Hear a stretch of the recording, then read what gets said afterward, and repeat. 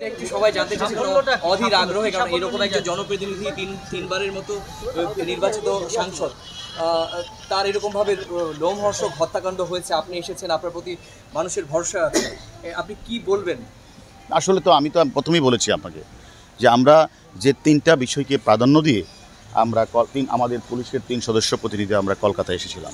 আমাদের প্রথম কাজটাই ছিল, আপনারা জানেন, আমরা নেতাজি সুভাষচন্দ্র এয়ারপোর্টে নেমেই আপনারা আমাদের সাথে ছিলেন, আপনাদেরকে সাথে নিয়েই আমরা কিন্তু প্রথম চলে যাই ওই আমাদের প্রথম Bidhannagar police New Town police station, সেখান থেকে আইউকে নিয়ে আমরা কিন্তু সরাসরি চলে গেছিলাম পিও স্থলে।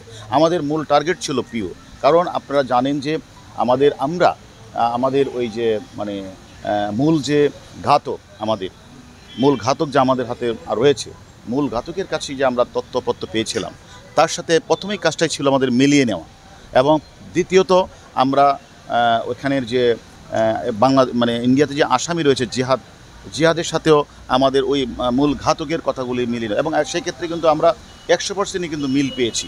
পাশাপাশি আমাদের আরেকটা বিষয় ছিল যে স্বচক্ষে আমাদের ডিজিটাল এভিডেন্সগুলি দেখা, কোথায় গাড়িতে উঠলেন, কোথায় গাড়ি থেকে নামলেন, কী রঙের গাড়িগুলো আমরা সরাসরি দেখা, এবং এখানে যার বাসায় ছিলেন আমাদের মাননীয় সংসদ সদস্য গোপালবাবুর সাথেও আমাদের কথা হয়েছে।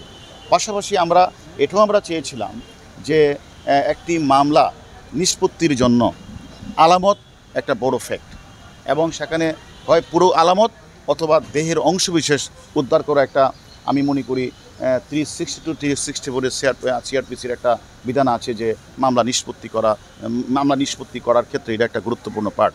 কারণ আপনারা জানেন, আইইউ তার মামলা যখন নিষ্পত্তি করে, তার সুরতহাল মেডিকেল রিপোর্ট এবং সেখানে বিচারাগুলি এবং সেগুলি নিয়ে রিপোর্টের উল্লেখ করতে হয়। এটা আমি মনে করি আমরা এক্ষেত্রে আমাদের ওই যে ওয়াটার থিওরি আমরা ব্যবহার করে আমাদের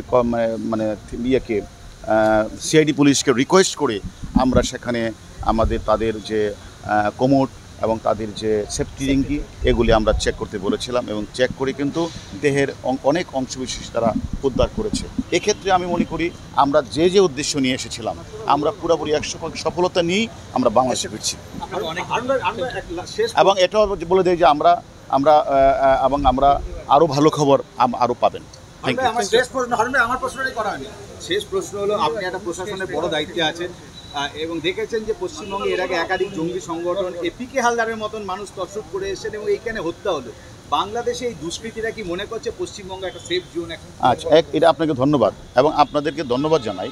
আমি যে আপনারা এই ঝড় বৃষ্টির মাঝে আপনাদের ধন্যবাদ দিয়ে আমি পারছি না, যে আপনারা প্রতিটি সদস্য, যারা কলকাতায় আপনারা মিডিয়াতে আপনারা জব করেন, আপনারা সকলেই আমাদেরকে এই যে 4টা দিন আপনারা আমাদের সাথে ছিলেন, আপনারা বিভিন্নভাবে আমাদের সহযোগিতা করেছেন, এই জন্য আমি আপনাদেরকে ধন্যবাদ জানাই। পাশাপাশি আমি ধন্যবাদ জানাই কলকাতা, বিশেষ করে আমাদের যে কলকাতার কমিশনার মহোদয়কে, উনি আমাদেরকে অ্যাপয়েন্টমেন্ট করার সুযোগ করে দিয়েছেন। আইবির যে আইজিপি, উনি আমাদের সাথে দেখা করেছেন, এবং বিশেষ করে ধন্যবাদ জানাই সিআইডিকে এবং সিআইডির যে চিফ, উনাকে, যে উনি এত সহজ সরলভাবে আমরা যখন যেটা চেয়েছি ওনারা আমাদেরকে গাড়ি দিয়েছেন, আমরা যখনই কথা বলতে চেয়েছি কথা বলার সুযোগ দিয়েছি। এতে মনে করি আজকে আমাদের বাংলাদেশের পুলিশ সদস্যরা আমরা এখানে এসে বিভিন্ন দপ্তরের সাথে যে আমাদের কথা হয়েছে, যে ইন্টারাকশান বৃদ্ধি পেয়েছে, পারস্পরিক সহযোগিতা বৃদ্ধি পেয়েছে। আমি মনে করি আগামী দিনগুলিতে এমনিও আমরা টেলিফোনের মাধ্যমে, আমরা জানেন কিছুদিন আগে টিপু মার্ডারের মামলায় মূল আসামি এখানে ছিল, আমরা ওনাদের সাথে টেলিফোনে কথা বলে কিন্তু আমরা নিয়েছি। এর কিছুদিন আগে আপনারা লক্ষ্য করেছেন, কামরাঙ্গীরচরে একজন শিল্পপতিকে হত্যা করেছিল, লেদারমণিকে আমরা এখান থেকে ফিরিয়ে নিয়েছি আমাদের সহায়তা। কিন্তু এইবার আমি মনে করি কলকাতার পুলিশের সাথে আমাদের যে হৃদ্যতার সৌহার্দ্যপূর্ণ পারস্পরিক সম্পর্ক তৈরি হয়েছে, ইন্টারাকশন তৈরি হয়েছে, আগামী দিনগুলিতে আমরা কোনো অপরাধী বাংলাদেশ থেকে অপরাধ করে কলকাতাকে তারা স্বর্গীয় ভবন মনে করবে, স্বর্গীয় স্থান মনে করবে, এটা মনে করার কোনো প্রশ্নই আসে না। তাদেরকে আমরা এখন আরও দ্রুত সহজে এই কলকাতা থেকে ধরে নিতে